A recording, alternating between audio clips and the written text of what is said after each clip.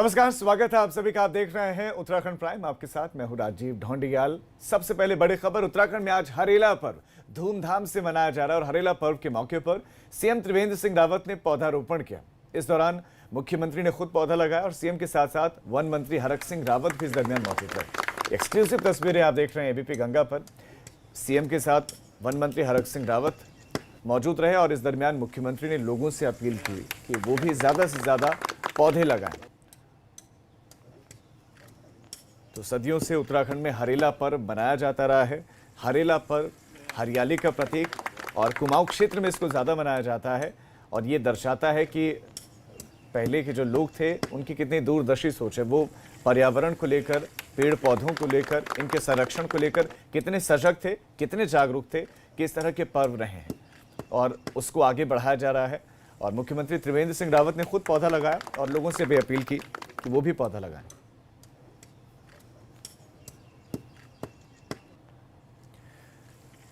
तो हरेला पर्व के मौके पर चाहे वो पूर्व की सरकारें रहे हो तो बड़ा आयोजन होता था, लेकिन कोरोना काल की वजह से बड़ा आयोजन तो नहीं हुआ। लेकिन कहीं ना कहीं ये संदेश डिजिटल माध्यमों से, क्योंकि खुद मुख्यमंत्री या वन मंत्री की बात करें, तमाम मिनिस्टर्स की बात करें तो सोशल मीडिया पर एक्टिव हैं और हरेला पर्व के मौके पर सोशल मीडिया पर लोग भी लिख रहे हैं।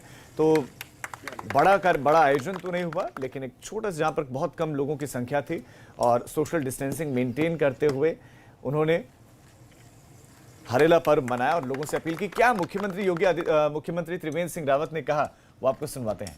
आगामी 16 जुलाई हरेला पर्व है। हरेला पर्व की आप सबको बहुत शुभकामनाएं। हरेला ये हमारा परंपरागत त्यौहार है जिसमें हमारे संस्कार, हमारी परंपराएं और पर्यावरण के प्रति हमारा क्या दायित्व है वो एक साथ हम सबको देखने को मिलता है और हम सब लोग उससे प्रेरित होते हैं। हरियाली का क्या महत्व है आज हर कोई इस चीज को समझता है। और बड़ी खबर अब जोशीमठ से, जहां पर बद्रीनाथ हाईवे जो बंद था वो खुल गया है। पागल नाला के पास में बद्रीनाथ हाईवे बंद था और अब खोल दिया गया है। बद्रीनाथ हाईवे खुल गया है। बारिश की वजह से हाईवे पर मलबा आ गया था और कई घंटों इंतजार करना पड़ा। कई घंटे लोग खड़े रहे क्योंकि ये बताया जा रहा है कि national highway authority of India की जो जेसीबी है, जिसने मार्ग को साफ करना था, जिसने मार्ग से मलबे को हटाना था, वो कहीं और व्यस्त थी। इस वजह से घंटों लोगों को इंतजार करना पड़ा। लोग खड़े रहे, गाड़ियों की कतार खड़ी होती चली गई, लेकिन बहुत देर के बाद ये नेशनल हाईवे की टीम पहुंची है और तब जाके ये मार्ग खुला है। ये बड़ी खबर, बद्रीनाथ नेशनल हाईवे और इस हाईवे पर पागल नाला के पास में, ये पागल नाला अचानक बारिश के बाद से ये उफान पर आ जाता है और साथ लेकर आता है बड़े बड़े बोल्डर, बड़े बड़े पत्थर और मलबा और मार्ग हो जाता है बाधित। रणजीत रावत हमारे संवाददाता और ज़्यादा जानकारी के साथ जुड़ गए। रणजीत, क्योंकि कहीं और व्यस्त थी पहले तो नेशनल हाईवे की टीम और उनकी जेसीबी, अब मार्ग खुल गया है, राहत की बात है। जी, आपको बता दो, कल देर रात जो है यहाँ पर ये पागल नाला उफान पे आ गया, जिसके चलते बद्रीनाथ राष्ट्रीय राजमार्ग में भारी मलबा आ गया था। आज सुबह जब जो भी बद्रीनाथ जाने वाले यात्री है, जो अन्य जगह जाने वाले जो भी लोग थे, उनको सुबह से काफी देर यहाँ पर इंतजार करना पड़ा, क्योंकि जो नेशनल हाईवे यहाँ पर जो काम करे उसका जो जेसीबी अन्य जगह वो कहीं फंस गए थे। फिर उसके बाद उन्होंने 8:30 बजे से काम करना शुरू कर दिया। लगभग 9:30 बजे के आसपास ये रोड खुल गए थे। जी ठीक है रंजीत, आपका इस तमाम जानकारी के लिए धन्यवाद। तो 8:30 बजे मार्ग खोलना शुरू हुआ, 9:30 बजे तक मार्ग खोल दिया गया है। लेकिन ये जिम्मेदारी national highway authority of India के अधिकारियों की बनती है कि ऐसी जगह, खासतौर पर पागल नाला और ऐसी जो दूसरी जगह जो पहले से चिन्हित हैं, जिनके बारे में प्रशासन को भी जानकारी है, नेशनल हाईवे अथॉरिटी के तमाम अधिकारियों को भी जानकारी है कि बारिश के बाद यहाँ पर मार्ग बाधित होता है, क्योंकि बाढ़ के साथ यहाँ पर मलबा आता है। लेकिन उसके बाद भी यहाँ के लिए कोई अलग से जेसीबी होनी चाहिए ताकि मार्ग बाधित हो तो जल्द से जल्द उसको खोला जाए, क्योंकि लोग इंतजार करते रहे। बारिश हुई, उसके बाद घंटों इंतजार करना पड़ा और सुबह 8:30 बजे फिर मार्ग खोलने का काम शुरू हो पाया और कल देर रात से ही ये हाईवे बंद था।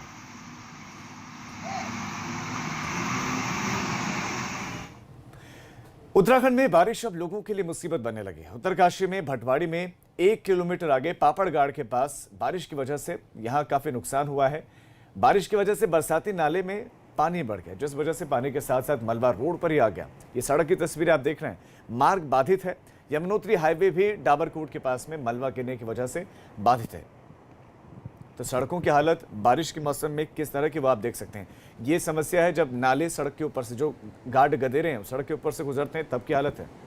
दिग्बीर हमारे संवाददाता इस खबर पर और ज्यादा जानकारी के साथ जुड़ गए। दिग्बीर, कब तक खुलेगा ये हाईवे? क्या अधिकारियों की टीम पहुंची है कि नहीं पहुंची मार्ग खोलने के लिए? दिग्बीर, क्या मेरी आवाज मिल रही है आपको? लगता है उनसे संपर्क टूट गया, चूंकि मौसम भी वहां पर खराब है। ये आपको बता दें कि हाईवे अभी भी बंद है, अभी भी बाधित है और मार्ग खोलने का काम अभी शुरू हुआ है नहीं, ये भी स्पष्ट नहीं है। और सुबह से मार्ग बाधित है और ये अलग अलग जगहों पर ऑल वेदर रोड का काम भी चल रहा है, जिसकी वजह से सड़कों को काटा जा रहा है, चौड़ीकरण का काम किया जा रहा है और पहाड़ियां टूटकर सड़क पर आ गिर रही हैं। इसकी वजह से मार्ग अलग अलग जगहों पर बाधित हैं। तो कुछ जगहों पर जो गार्ड गदेर उफान पर हैं, तो सड़क के ऊपर से गुजर रहे हैं मलबे के साथ।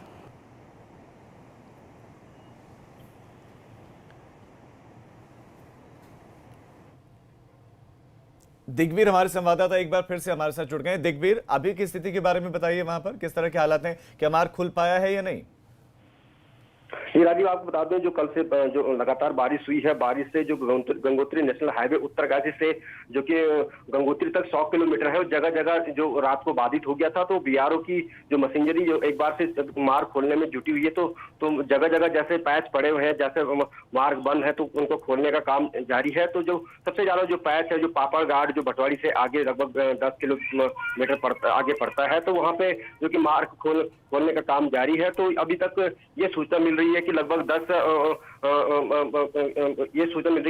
2 या 2:30-3 बजे तक मार्ग खोल दिया जाएगा। ठीक है दिग्बीर, आप हमारे साथ बने रहिए, अगली खबर पर हम आपके पास लौटेंगे। तो बताया जा रहा है कि अभी कुछ और घंटों का इंतजार करना पड़ सकता है और बॉर्डर रोड ऑर्गेनाइजेशन की जो टीम है वो लगी हुई है मार्ग को खोलने में।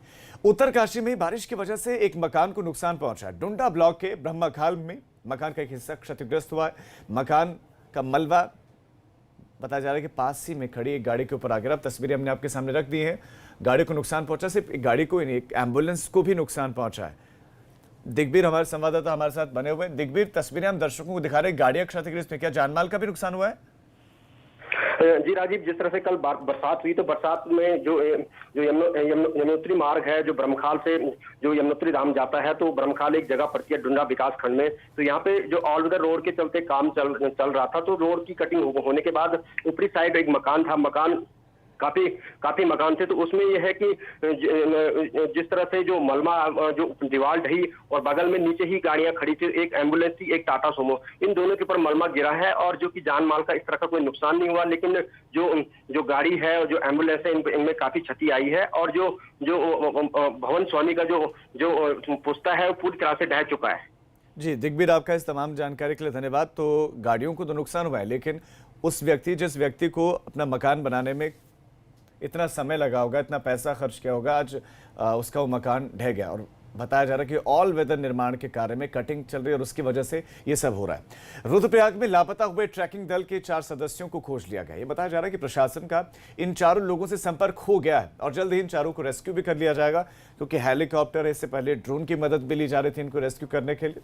अब जल्द ही रेस्क्यू करने का दावा किया जा रहा है। सीएम ऑफिस की तरफ से इन चारों लोगों के बारे में जानकारी दी गई है। दरअसल 4 लोग रुद्रप्रयाग में ट्रैकिंग पर गए थे। बताया जा रहा है कि ये लोग वासुकीताल से त्रियोगी नारायण ट्रैकिंग रूट पर गए थे। पुलिस ने इनकी खोजबीन के लिए 3 टीमें गठित की थी। साथ ही ड्रोन और हेलीकॉप्टर से इनको खोजा जा रहा था, लेकिन कामयाबी मिल नहीं पाई थी। लेकिन अब सुबह ये कामयाबी मिली है। इन सभी से प्रशासन ने संपर्क कर लिया है, लेकिन अभी तक इनको रेस्क्यू नहीं किया गया है। विनोद हमारे संवाददाता और ज्यादा जानकारी के साथ जुड़े। विनोद, क्या रेस्क्यू कर लिया गया है, क्योंकि लोकेशन पता चल गई थी उनकी? जी देखिए, 2 दिन से जो 4 साथी लापता थे, जिनकी खोज में ड्रोन कैमरे और हेलीकॉप्टर की मदद से उनको खोजा जा रहा था, लेकिन उनका कोई सुराग नहीं मिला था। लेकिन आज ही उनसे संपर्क हुआ है, टेलीफोनिक वार्ता हुई है और ऐसे में उनको अपनी लोकेशंस बताने के लिए एक आग जलाकर धुएं का एक प्रतीक बताया गया है कि वो धुआं जलाए ताकि लोकेशंस और उनको ट्रैक करने में आसानी हो। लिहाजा अब इतना जरूर है कि जिस तरह से वो केदारनाथ पहुंचे थे, त्रिजुगी नारायण मंदिर के दर्शन करके वो निकले थे, ट्रैकिंग के दौरान सोनप्रयाग से वो संपर्क उनसे टूट गया था, लेकिन आज उनसे संपर्क हो गया है, जिसमें देहरादून के 2 लोग हैं और साथ ही नैनीताल के 2 लोग हैं, 4 लोग ये हैं, साथी हैं। ठीक है विनोद, आपका इस तमाम जानकारी के लिए धन्यवाद। तो ये राहत की बात है कि संपर्क इनसे हो गया है और इन्हें ये कहा गया है कि जहां पर मौजूद है वहां पर ये आग जलाएं ताकि धुआं उठे, और धुआं उठेगा तो हेलीकॉप्टर से जो रेस्क्यू करने के लिए टीम पहुंचेगी उन्हें संकेत मिल जाएगा, उन्हें पता चल जाएगा कि इनकी लोकेशन क्या है। पिथौरागढ़ के मुनस्यारी तहसील को जोड़ने वाला मार्ग बारिश की वजह से बंद है, जिस वजह से लोग जान जोखिम में डालकर सफर करने को मजबूर हैं। छोटे वाहन तो जैसे तैसे रोड से आ जा रहे हैं, मगर बड़े वाहनों की आवाजाही पूरी तरह से बाधित है।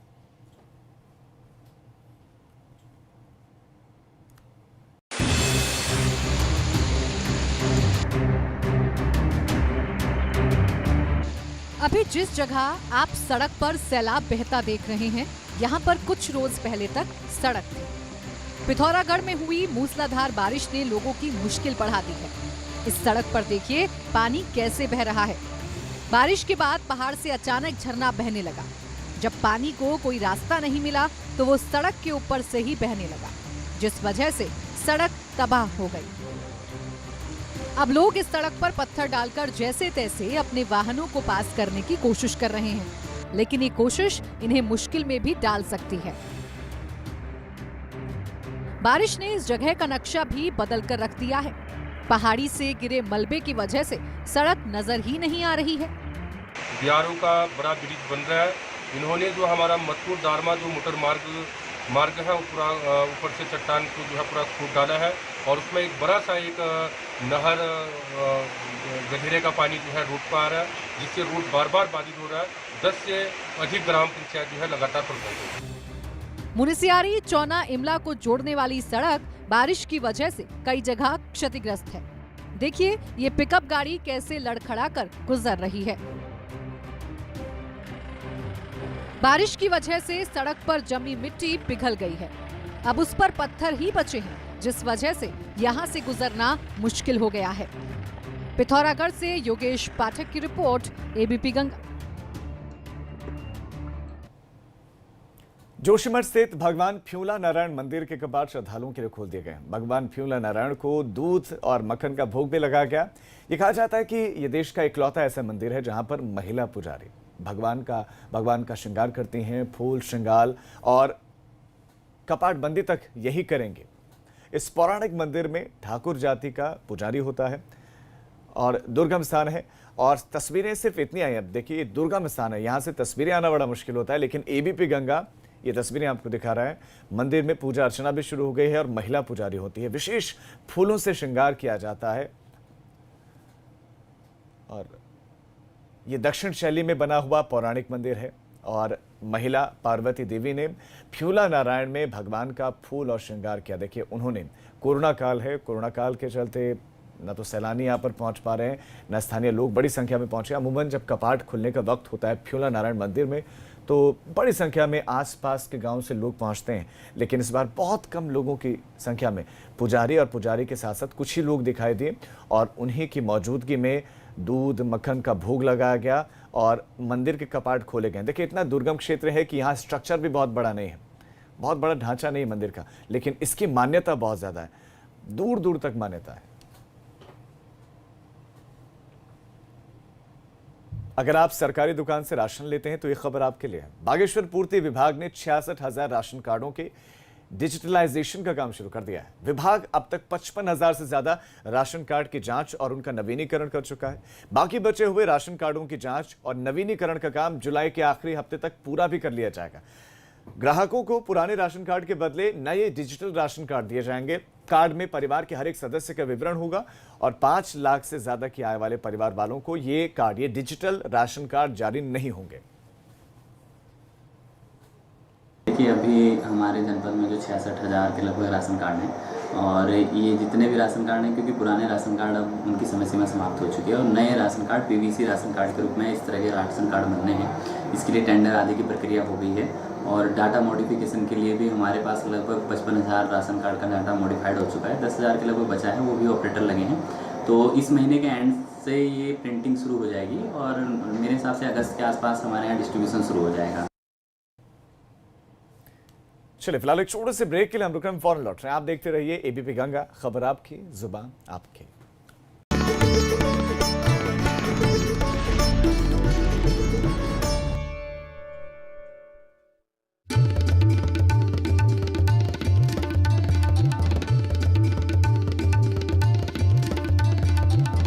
आप देख रहे हैं एबीपी गंगा, खबर आपकी, जुबान आपकी। उत्तर प्रदेश और उत्तराखंड का अपना Hindi news channel ABP Ganga अब उपलब्ध है डिश टीवी के चैनल नंबर 712 यानी 712 और D2H के चैनल नंबर 888 यानी 888 पर। तो देखते रहिए एबीपी गंगा, खबर आपकी, जुबान आपकी। वीको टर्मरिक क्रीम, इसमें है हल्दी और चंदन के गुण जो कील मुहासे दूर करे और दे नेचुरल सुंदरता। वीको टर्मरिक क्रीम 24 कैरेट सौंदर्य दे सोने जैसा निखार। और मारोगे तुम। आभा, क्या तुम समझ रही हो कि क्या चाह रहा है? उसके कहने पे किसी का मर्डर कर दो। अविनाश सबर खटक रहा है। अब तक हमें सिया के बारे में कुछ पता नहीं है। Time is running out.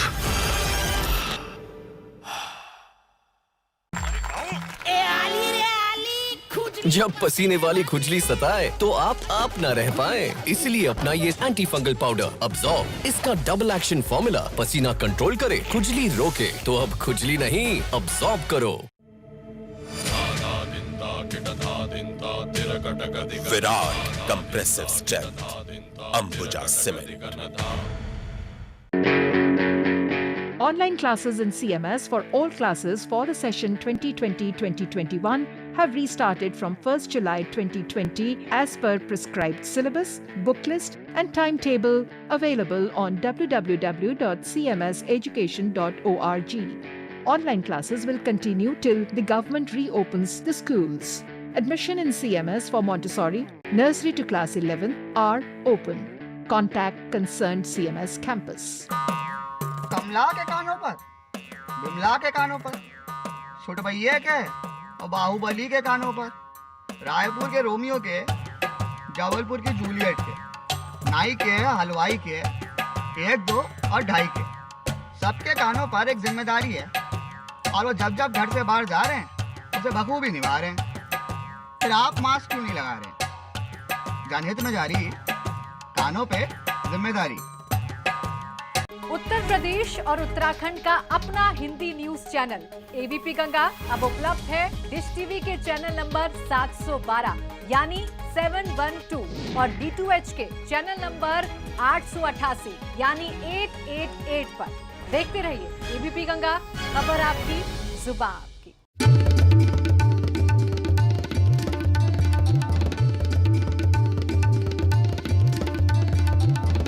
आप देख रहे हैं एबीपी गंगा, खबर आपकी, जुबान आपकी।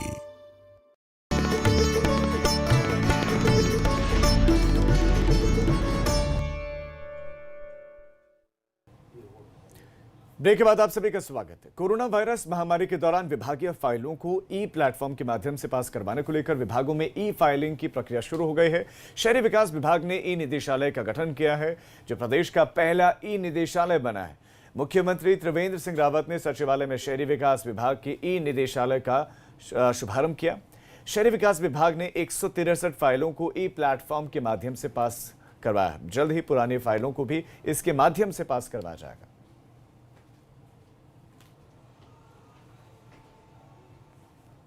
अब डायरेक्टरेट के अंदर सारी फाइलें हमारी ई फाइलों के रूप में जाएंगी और इसमें हमने एक आकलन भी किया है।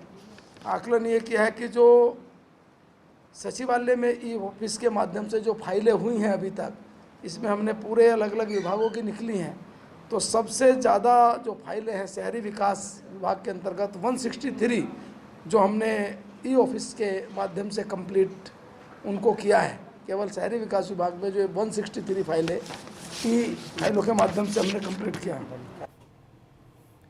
उत्तराखंड में बीजेपी और कांग्रेस के बीच सियासत तेज हो गई। हरिद्वार पहुंचे उत्तराखंड के विधानसभा अध्यक्ष प्रेमचंद्र अग्रवाल और बीजेपी प्रदेश अध्यक्ष बंशीधर भगत ने पूर्व सीएम हरीश रावत पर हमला बोला। हाल ही में गंगा को स्कैप चैनल घोषित करने के तत्कालीन सरकार के फैसले पर कहा कि हरीश रावत को अपने गिरेबान में झांकना चाहिए। वहीं बीजेपी सरकार की तरफ से इस मामले में सुधारने का दावा किया गया है।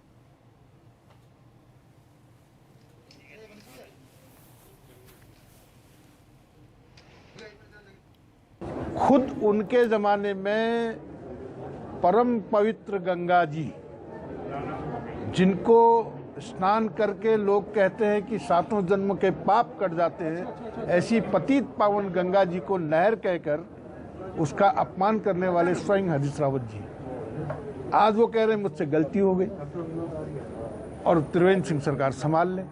त्रिवेंद्र सिंह सरकार अपना काम कर रही है, वो जो भी गलत होगा उसको ठीक करेगी, लेकिन तुम अपने गृहवान में झांको कि तुमने इतनी बड़ी गलती क्यों करी। यदि माननीय हरीश रावत जी ने माफ़ी मांगी है तो मुझे नहीं पता अभी कितनी बार उन्होंने और माफ़ी मांगनी है, किन किन बातों के लिए मांगनी है, ये उनका विषय हो सकता है, लेकिन ये सरकार का भी विषय है कि इस पर आगे सरकार क्या निर्णय लेने वाली है। निश्चित रूप से माँ गंगा हमारी सबकी माँ है, वो सारी भावनाओं को देखते हुए सरकार उस पर निर्णय ले। देहरादून के सिटी बस संचालक मुख्य मार्गों पर ई रिक्शा के संचालन को लेकर एक बार फिर से आंदोलन करने की तैयारी में। बस संचालकों का कहना है कि मुख्य मार्गों से अगर 10 दिनों के भीतर ई रिक्शा बंद नहीं हुआ तो फिर बसों का संचालन वो बंद कर देंगे। ऐसे में अगर सिटी बसें बंद होती हैं तो राजधानी के लोगों की मुश्किलें बढ़ सकती हैं।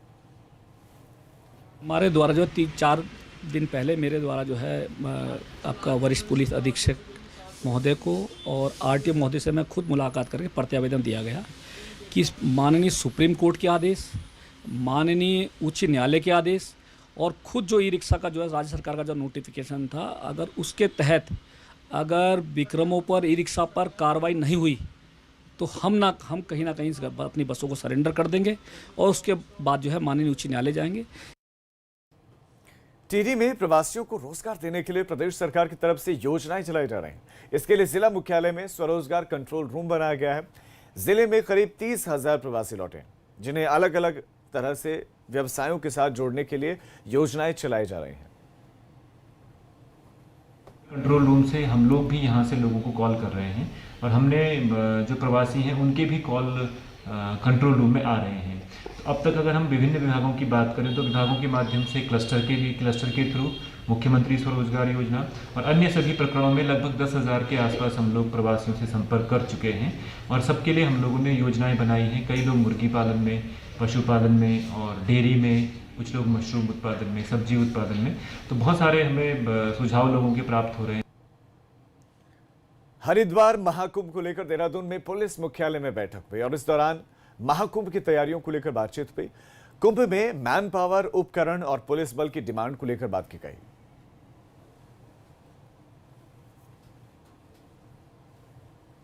एमपी सर के द्वारा जो कुंभ की तैयारी है पुलिस के लिहाज से उसकी समीक्षा की गई है और आगामी कुंभ को देखते हुए जो चाहे वो मैन पावर हो, इक्विपमेंट हो, किस तरह से उसकी मांग रहेगी, किस प्रकार से यूज किया जाएगा, जनपदों से कितना प्रतिशत पुलिस फोर्स का मूवमेंट होगा और किस तरह से हमारी व्यवस्थाएं की जाएंगी, उसकी पूरी समीक्षा की गई है।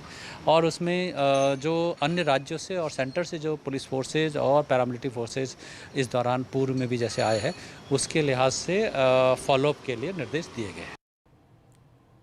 हरिद्वार के मैक्सवेल अस्पताल में महिला मरीज की मौत के बाद हंगामा हो गया। महिला के तीमारदार अस्पताल पर इलाज में लापरवाही का आरोप लगा रहे हैं। साथ ही उनका यह भी आरोप है कि अस्पताल ने उन्हें इलाज के नाम पर गुमराह किया। उधर पुलिस इस पूरे मामले की जांच कर रही है। 3 दिन से यहाँ पे हैं, कह ठीक है, बिल्कुल नॉर्मल है, कोई टेंशन ना लो, डॉक्टर मैं हूँ या तुम हो, तुम ट्रीटमेंट करो अपने एक तरफ। हर 15 मिनट का पर्चे, हर बिल, हर चीज़ देते हैं। उसको तो ये भी हाथ भी नहीं लगाए, डॉक्टर ने कहा ठीक है।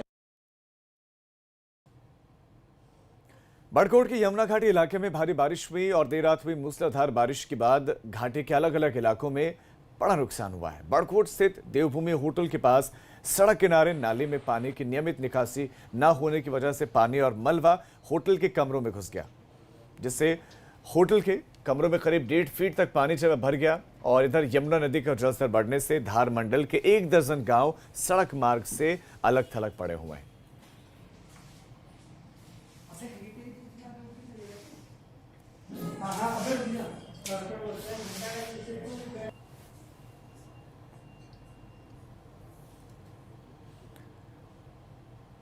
अल्मोड़ा में निर्माणाधीन अंतर्राज्यीय बस अड्डे का निर्माण कार्य बजट के अभाव में लंबे समय से अधर में ही लटका हुआ है। 4 साल बीतने के बाद भी इस बस अड्डे का काम अब तक पूरा नहीं हुआ और काफी लंबे समय से काम पूरी तरह से ठप है। आपको बताते हैं, साल 2016 में कांग्रेस सरकार के कार्यकाल में बस अड्डे के काम के लिए 16 करोड़ 49 लाख रुपए की स्वीकृति हुई थी। इसके निर्माण का काम यूपी निर्माण निगम को सौंपा गया था। शासन की तरफ से इस काम के लिए अब तक सिर्फ 7.5 करोड़ की धनराशि ही कार्यदायी संस्था को दी गई है। इसकी वजह से आधा काम भी पूरा नहीं हो पाया।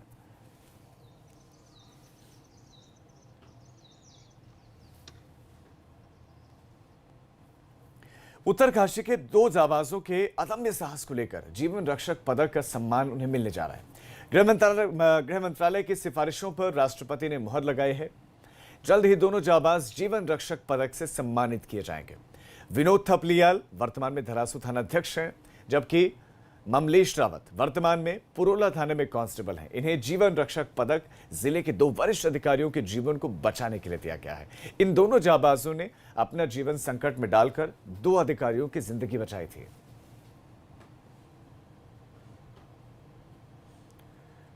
कोरोना काल में गंगा जल की ऑनलाइन डिलीवरी शुरू हो गई है। पूरे देश में पोस्ट ऑफिस के जरिए गंगा जल की ऑनलाइन डिलीवरी की जा रही है। कोरोना की वजह से खासतौर पर कांवड़ यात्रियों और उत्तराखंड में ना पहुंचने वालों के लिए ये बहुत अच्छी खबर है। उत्तराखंड का गंगा जल पूरे देश में पहले से ही भेजा जाता रहा है, लेकिन इस बार इसकी डिमांड और ज्यादा बढ़ गई। ऐसे में पोस्ट ऑफिस के जरिए भी ज्यादा से ज्यादा गंगा जल अलग अलग जगहों पर भेजा जा रहा है। इंडिया पोस्ट की वेबसाइट पर ई पोस्ट में जाकर आप गंगा जल की बुकिंग कर सकते हैं। गंगा जल को लेकर के अगर डाकघर की बात किया जाए तो जुलाई 2016 से डाकघरों के चुनिंदा डाकघरों के माध्यम से गंगा जल का वितरण पूरे देश भर में किया जाता है। 1 जनवरी 2019 से इसको और स्ट्रीमलाइन करते हुए उत्तरकाशी में इसकी बॉटलिंग करके और हमने 250 ml के पैक में पूरे देश में गंगोत्री गंगा जल को वितरण करने का कार्य शुरू किया था। ये कार्य अभी भी ये चल रहा है। अभी इसकी प्रासंगिकता इसलिए थोड़ा सा ज़्यादा बढ़ गई है क्योंकि सावन का महीना लग गया है।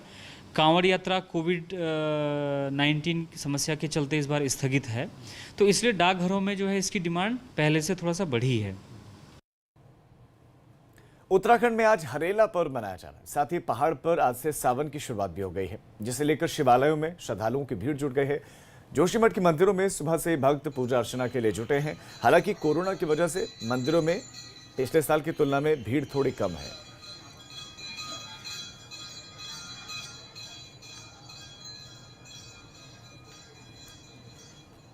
चले फिलहाल एक छोटे से